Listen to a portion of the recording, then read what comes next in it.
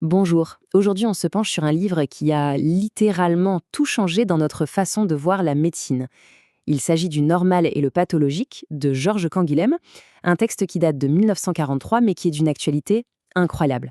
C'est une analyse qui vient vraiment secouer les idées reçues sur ce que ça veut dire être en bonne santé ou être malade.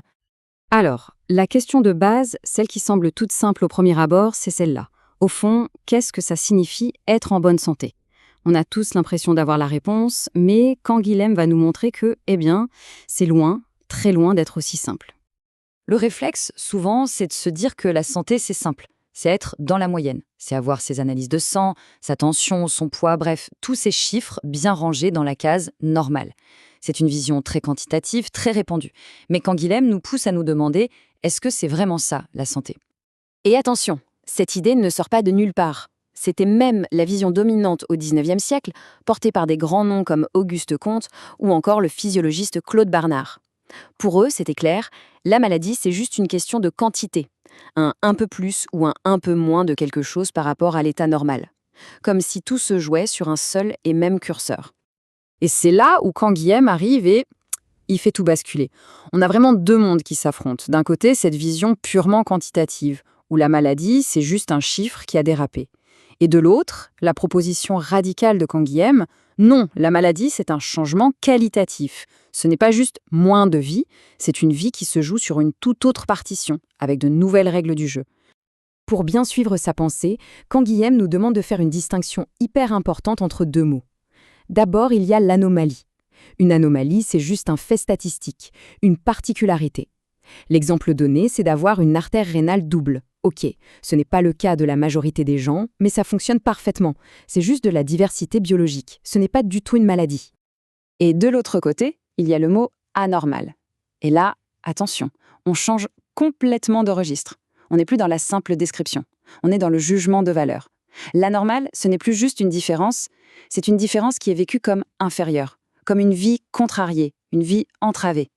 Et pour Canguilhem, le pathologique, la maladie, eh bien c'est ça, c'est l'anormal. Et cette citation, elle résume tout. C'est vraiment le cœur de sa pensée.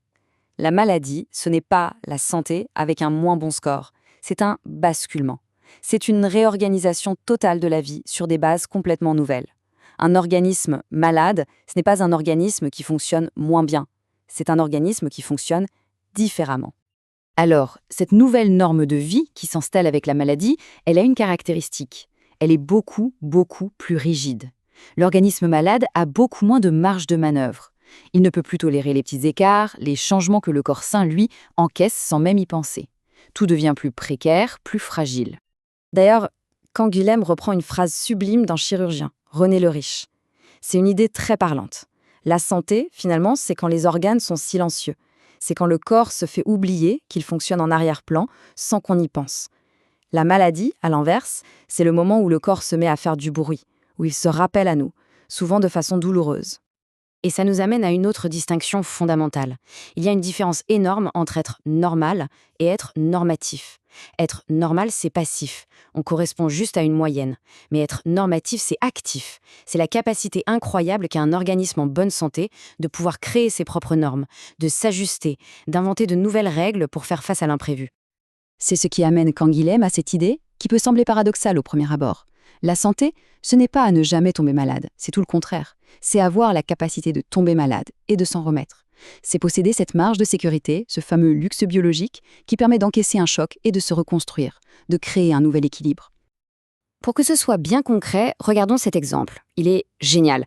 Une personne astigmate ou myope. Dans une société agricole où l'on a surtout besoin de voir de près, cette condition n'est pas un problème, elle est normale. Par contre, la même personne dans la marine ou l'aviation, eh bien là, ça devient un handicap, un état anormal. Ça prouve bien que la norme n'est jamais absolue. Elle dépend toujours du contexte, de l'environnement. Et ça va encore plus loin, on a tendance à penser que nos constantes biologiques, notre glycémie, notre tension, etc. sont des vérités universelles. Eh bien, pas du tout. Les recherches montrent que ces normes changent d'une population à l'autre en fonction du régime alimentaire, du mode de vie et même de l'époque.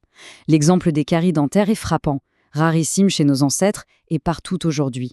Nos normes biologiques sont en fait le reflet de notre façon de vivre. Alors, au final, s'il fallait vraiment retenir l'idée centrale, le message clé qui bouscule tout, ce serait ça. La santé, ce n'est pas la conformité. Ce n'est pas simplement être dans la norme, être comme les autres. C'est une vision complètement dépassée. La vraie santé, dans cette perspective, c'est quelque chose de beaucoup plus positif, de beaucoup plus dynamique. C'est une liberté. C'est la capacité à s'adapter, à avoir cette marge de manœuvre face aux aléas de la vie. C'est cette puissance d'inventer de nouvelles façons de fonctionner pour continuer à vivre malgré les obstacles. Et tout ça, finalement, ça nous amène à poser une question beaucoup plus large. On déplace complètement le regard. Au lieu de se demander si on est conforme, on peut se demander comment la vie en général invente constamment de nouvelles normes. La question ouverte, celle qui reste après avoir lu Canguilhem, c'est peut-être celle-ci. Quelle nouvelle norme une vie est-elle en train de créer, ici et maintenant ?